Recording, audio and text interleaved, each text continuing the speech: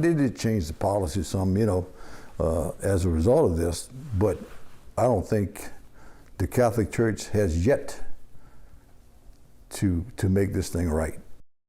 A father whose son was molested by a Catholic school teacher in the 1990s still wants answers. Good evening, everyone, and thank you for watching. I'm Katie Moore. And I'm Sharice Gibson. A Catholic school teacher and coach who molested more than a dozen students got out of prison last month, more than 7 years too early. Yeah, our David Hamner investigation helped put Brian Mathern back behind bars.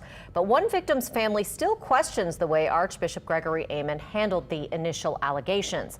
Here's David with that story. Walter Becnel still remembers the day when his 20-year-old son Chad told him a trusted teacher and coach had molested him as a boy. As a father, I didn't want to hear that happen to him. But you're still fighting for him now. Excuse me. The teacher who molested his son was Brian Mathern. For more than a year, Becnel had to see Mathern continuing to teach and coach young boys at Sacred Heart of Jesus in Norco. Then, in February 1998, Becnel said he couldn't stay silent anymore. He called the man in charge of Catholic schools, Auxiliary Bishop Gregory Aymond.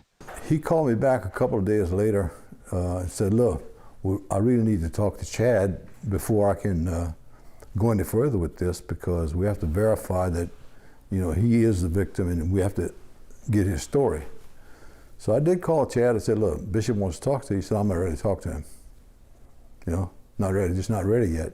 Becnel says the pastor of Sacred Heart Church acted like nothing had happened, even asking the Becnels for money to support building a new gym for Mathern's sports teams. I said, you can have your pledge card. I don't want anything to do with Brian or his gym.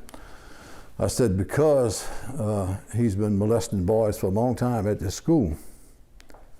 He said, wait. I said, don't tell me you don't know anything about it, because Greg Aymond called you and told you to investigate him. He said, well, I did. I called Brian. He told me he didn't do it. I said, that's what you did? You called Brian to ask him if he did it or not? Come on, pedophiles don't admit that kind of stuff. Mathern would later plead guilty to molesting Chad Becnel and 16 other boys, and was sentenced to 1 day less than 30 years in prison.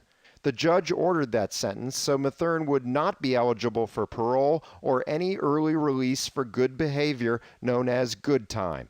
But last month, Mathern did get out of prison on a good time release, 7.5 years too early.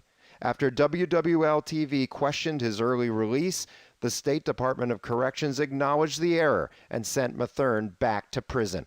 The episode raised painful memories for the Becnels and old questions about why it took so long after Walter Becnel complained for the Archdiocese to remove Mathern from teaching and coaching at Sacred Heart. Still continued where he was, and until Chad finally went to the police. That was April 26, 1999. If they had acted in February, your son would not have been a victim. No, my son and several others would not be victims. This is the explanation Tom Finney, the Archdiocese spokesman at the time, gave us in 1999. We cannot suspend someone based on a single accusation that he denies, and we had to complete our investigation, and that took 2 months, and he was suspended when we felt that there was sufficient reason to suspend him. Aymond became Archbishop in 2009. He's come under fire in recent years for how he's handled allegations of child sexual abuse by clergy. He added some priests to a list of credibly accused clergy only after WWL-TV and the Times-Picayune confronted him with old evidence. But as Archbishop, he has always removed clergy from active ministry while investigating the allegations. Walter Becnel wants to know why that didn't happen with Mathern. I mean, Archbishop Aymond has said to me, if we had known then what we know now, we would have handled things differently. That's correct. That's easy to say. It just tells me they didn't think about it a whole lot. Times have changed since 1999, but not that much, as evidenced by this comment back then from Raul Bencomo, an attorney who represented some of Mathern's victims. If somebody is suspected of embezzling, you're not going to keep them handling the money. With something so serious as an allegation of child sexual abuse, you certainly need to remove that individual or put him in another position with pay while you're conducting your due diligence. David Hammer, Eyewitness News. Well, we asked the Archdiocese about why they didn't suspend Mathern sooner and why they didn't acknowledge a complaint against Mathern until a full year after Walter Becnel says he came forward. Well, they sent us this statement saying, quote, Archbishop Aymond has addressed the situation involving Brian Mathern multiple times over the years.